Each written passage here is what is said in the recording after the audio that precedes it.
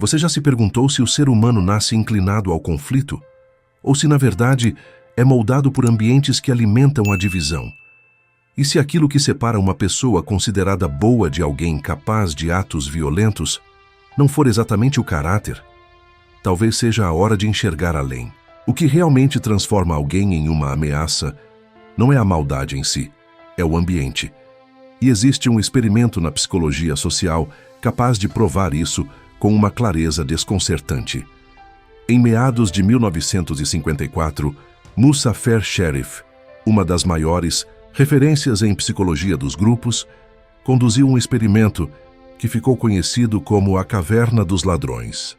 O cenário parecia simples e inocente. Um acampamento de verão com 2 grupos de garotos de 11 anos. Todos compartilhavam perfis semelhantes. Eram brancos, protestantes, saudáveis, com bom desempenho escolar e, o mais importante, não se conheciam. Por trás daquele ambiente aparentemente inofensivo, escondia-se uma armadilha meticulosamente planejada. Sem saber, aqueles meninos se tornaram peças centrais de um estudo secreto. O que começou como dias comuns de diversão, rapidamente se transformou em provocações, ameaças e até atos de vandalismo. Tudo isso cuidadosamente arquitetado por cientistas que buscavam compreender as raízes do conflito humano. Ao chegar no acampamento, os 22 garotos foram imediatamente divididos em 2 grupos. E mais, não faziam ideia da existência do outro grupo. Cada um foi direcionado para um lado isolado da floresta, com sua própria cabana.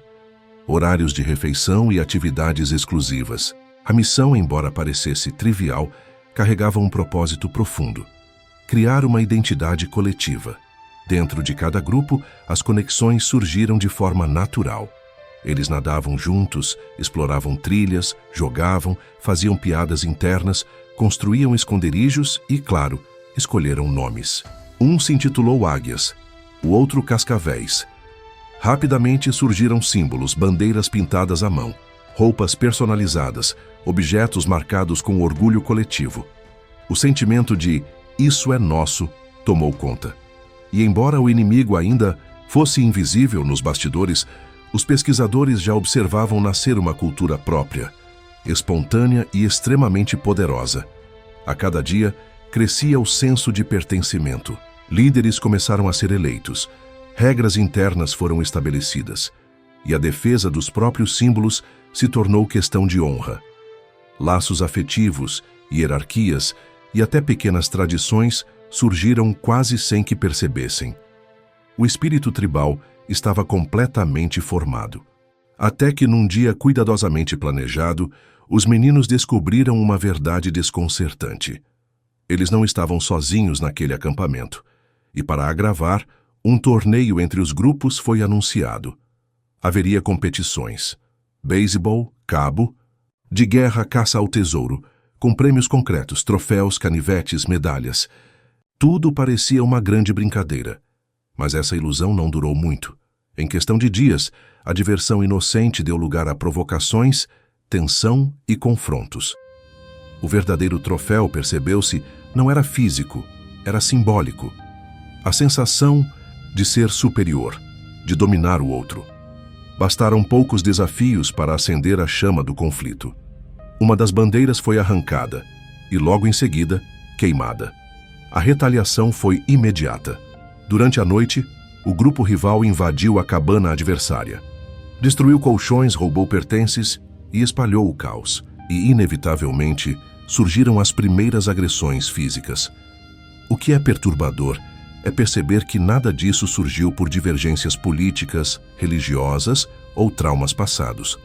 Toda essa hostilidade nasceu simplesmente da criação de um limite imaginário, nós contra eles. Uma linha invisível desenhada pelos adultos, mas abraçada com fervor pelas crianças. E o mais alarmante, para aqueles meninos, eles não estavam fazendo nada de errado. Pelo contrário, eles acreditavam estar protegendo seus próprios, defendendo o grupo com lealdade. E aqui está a parte que mais incomoda. Aquilo que eles fizeram, qualquer um de nós também é capaz de fazer. A linha que separa a bondade da crueldade não está necessariamente na sua criação ou na sua educação. Ela passa diretamente pelo grupo ao qual você se sente pertencente ou pelo qual acredita que precisa lutar. Após constatarem a escalada de ódio que eles mesmos estimularam, os pesquisadores decidiram tentar desfazer o caos. A primeira estratégia foi simples: unir os grupos nas refeições. Um salão, 2 mesas e a expectativa de que, aos poucos, as mágoas se dissolvessem. Não funcionou. O que se viu foi o contrário.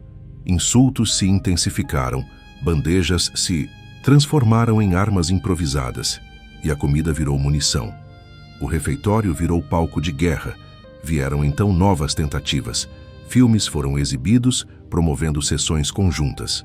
Todos sentados lado a lado, em silêncio desconfortável. Mas, novamente, não houve conexão. Apenas olhares desconfiados, risos nervosos e um clima tenso, como se a qualquer momento o conflito pudesse recomeçar. Foi então que Muzaffer Sherif percebeu uma verdade brutal.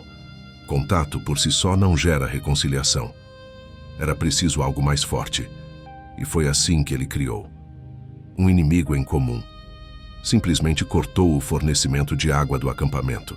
Agora, a única solução para ambos os grupos era trabalhar juntos. No começo, houve resistência. Mas logo movidos pela necessidade, os 2 grupos começaram a cavar, empurrar pedras e resolver o problema lado a lado. Não muito tempo depois, um novo desafio surgiu. O caminhão que trazia a comida quebrou, e só seria possível fazê-lo funcionar se todos puxassem uma pesada corda, juntos. E eles puxaram. E quando, finalmente, o motor ligou, aqueles que, até então, eram inimigos, gritaram de felicidade, não de ódio, mas de conquista compartilhada. Algo essencial havia se transformado. Esse experimento, apesar de breve, revelou um aspecto sombrio da nossa natureza. A nossa moral é muito mais frágil do que imaginamos, quando confrontada com o desejo de fazer parte de algo. Ética, valores, convicções podem ser facilmente distorcidos quando colocados frente à urgência de pertencer. O experimento chegou ao fim, mas o mecanismo que ele revelou permanece funcionando até hoje. Você, eu, todos nós, seguimos escolhendo lados, defendendo grupos, vestindo bandeiras, muitas vezes sem sequer perceber. E a diferença é que, ao contrário daqueles garotos, nós acreditamos que estamos no controle, que somos pessoas racionais, capazes de julgar com clareza o que é certo e o que é errado. Mas, e se isso for apenas uma ilusão? A psicologia social tem demonstrado, repetidamente, que o senso moral não é exatamente o que pensamos que guia nossas ações em grupo. Na verdade, ele é o primeiro a ser colocado na mesa de negociação. O que realmente nos move é a urgência de se sentir aceito, de não ser o estranho, de não ser o excluído. Essa necessidade tem tanto poder que é capaz de fazer alguém flexibilizar seus princípios, ignorar o desconforto interno e até justificar comportamentos que, individualmente, jamais seriam aceitáveis. A moral é, de fato, um ideal, mas o pertencimento é uma necessidade vital. E isso não é uma escolha consciente. É um reflexo biológico, fruto de milhares de anos de evolução. Porque, na antiguidade, viver isolado era o mesmo que assinar a própria sentença de morte. Por isso, nosso cérebro desenvolveu mecanismos que priorizam a aceitação dentro do grupo, mesmo que isso custe nossas convicções. É por isso que sempre que você entra em um novo ambiente, seja um trabalho, um grupo social ou uma comunidade online, sua primeira reação não é se perguntar o que é justo, mas sim o que as pessoas aqui pensam, o que elas aprovam, o que elas rejeitam, e de forma quase automática, você começa a se adaptar. No começo são apenas ajustes sutis. Você ri de algo que talvez não ache tão engraçado. Evita expressar uma opinião que poderia gerar desconforto. Adota certos termos ou expressões que percebe serem bem-vindos naquele contexto.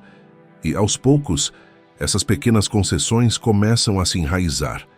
Até que, sem perceber, você já defende ideias que nunca parou realmente para questionar. Porque todo mundo ao seu redor defende. O processo é silencioso. Não vem como um golpe, mas como uma erosão lenta da sua bússola moral. Um desvio sutil, quase imperceptível. E o mais assustador, mesmo assim você continua acreditando que está sendo você, que suas escolhas são livres, que seus posicionamentos são fruto da sua razão, mas, na prática, você está apenas se moldando ao grupo. E não, isso não significa que você seja fraco. Significa apenas que você é humano. Só que é aí que mora o perigo. Porque se o seu senso de certo e errado pode ser tão facilmente reprogramado pela necessidade de aceitação, então qualquer pessoa, por mais ética que seja, está apenas a um grupo de distância de se tornar cúmplice daquilo que mais condena. Não porque mudou de valores, mas porque mudou de grupo e não quis ficar sozinho.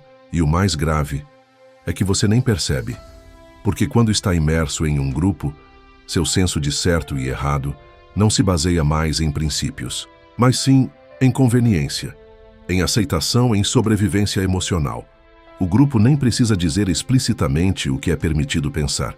Ele te ensina isso, por meio de olhares, silêncios, risadas, omissões.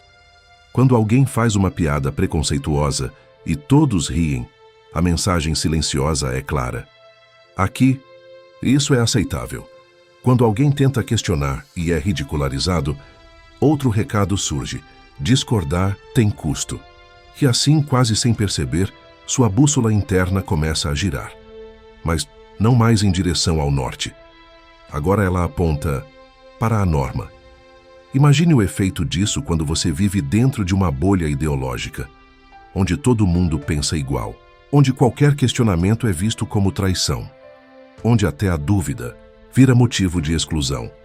Nesse ambiente você começa a enxergar o mundo, exatamente como o grupo quer que você enxergue, mesmo que isso viole tudo o que você acreditava antes, e paradoxalmente, você se sente moralmente superior.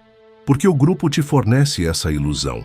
Ele te entrega a ideia de que nós somos os justos e eles são os corrompidos.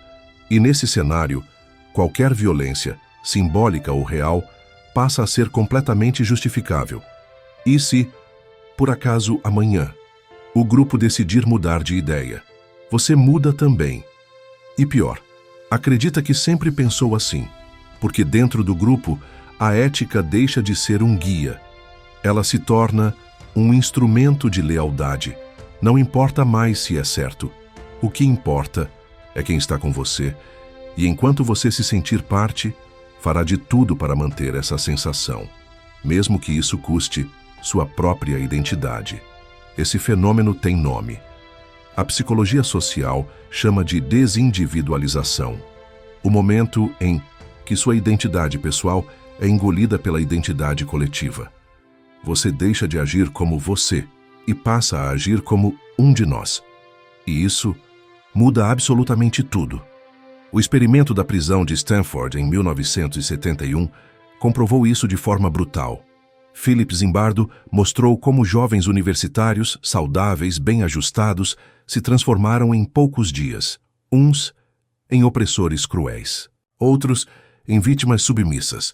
Tudo isso apenas porque assumiram papéis dentro de um sistema fechado. Ninguém obrigou nada. Eles apenas vestiram os personagens que o grupo ofereceu. A linguagem, os gestos, o tom de voz, tudo começou a se alinhar. Eles passaram a pensar como o grupo, a falar como o grupo, a reagir como se fossem apenas uma célula de um organismo maior. E o mais perturbador, acreditavam que ainda eram eles mesmos. Não eram. O grupo não apenas influencia comportamentos, ele reescreve a consciência. E quando isso acontece, surge um outro perigo: a terceirização da responsabilidade. Você age, mas não se sente responsável. Afinal, todos fizeram. Era o que o grupo acreditava. Foi assim que cultos religiosos cometeram atrocidades. Foi assim que exércitos executaram genocídios. E é exatamente assim que hoje linchamentos virtuais e polarizações ideológicas destroem reputações, em questão de minutos. Quem aperta o botão, quem lança a pedra, quem dispara o comentário cruel, muitas vezes nem sente culpa, porque já não é mais ele. Há muito tempo, deixou de ser. O mais assustador nos experimentos da caverna dos ladrões e da prisão de Stanford não é o que aconteceu dentro deles. É perceber que isso nunca deixou de acontecer. Aqui, fora, todos os dias, em todos os lugares, com todos nós. As redes sociais, por exemplo, foram desenhadas para reforçar esse mecanismo. Você se conecta, consome e interage, quase exclusivamente com pessoas que pensam igual a você. Isso cria a ilusão de que todo mundo concorda contigo. E, quando alguém discorda, mesmo que de forma educada e inteligente, isso não soa como um debate saudável. Soa como uma ameaça e ameaças precisam ser neutralizadas. E o grupo faz isso com desprezo, com piadas, com humilhação pública, com linchamento. E você acha que está defendendo seus valores, mas na maioria das vezes está apenas reagindo ao que o algoritmo te ensinou a odiar. Políticos, marqueteiros e estrategistas sabem exatamente como isso funciona e manipulam essa dinâmica com maestria. Mantêm as massas em constante estado de confronto, não porque querem resolver algum problema, mas porque a raiva une, a indignação fortalece, o medo constrói lealdade e, quanto mais dividido estiver o mundo, mais fácil é manter você engajado, distraído e previsível. E o mais trágico é que tudo isso parece natural. Você compartilha um meme que ridiculariza quem pensa diferente, ri de uma piada que desumaniza, fecha os olhos para uma injustiça, porque foi com eles, não com a gente. Acha que é só humor, só opinião. Mas na verdade é adesão. É repetir sem perceber exatamente os mesmos padrões dos meninos da caverna, só que agora com Wi-Fi e curtidas. Você está, neste exato momento, vivendo o experimento. Mas, diferente dos garotos, e não há cientistas observando de longe, há empresas lucrando com sua indignação, há líderes explorando seu desejo de pertencimento como ferramenta de controle, há sistemas inteiros que dependem do fato de que você não vai parar para pensar. Porque, se pensar demais, pode acabar percebendo que está fazendo parte de algo que nunca escolheu de forma consciente, que está defendendo ideias que nem entende, que está odiando pessoas na que nunca ouviu de verdade. Gostamos de acreditar que o mundo está dividido entre bons e maus, entre os conscientes e os manipulados, entre os que resistem e os que se rendem. Mas essa dicotomia é apenas uma ilusão confortável e falsa. A verdade é muito mais desconfortável. O verdadeiro perigo não são os maus, são os bons, que esquecem quem são. Pessoas como eu, como você. Gente que acredita na justiça, na empatia, na liberdade.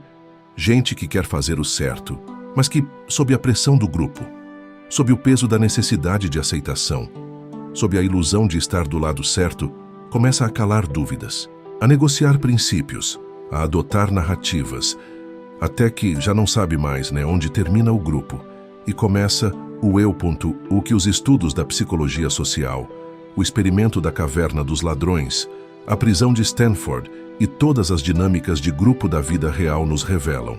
É o seguinte: sua integridade não é testada no discurso, ela é testada na tensão, no desconforto, quando o grupo pede algo que você sente ser errado, quando todos riem e você se constrange, quando dizer a verdade significa ficar sozinho.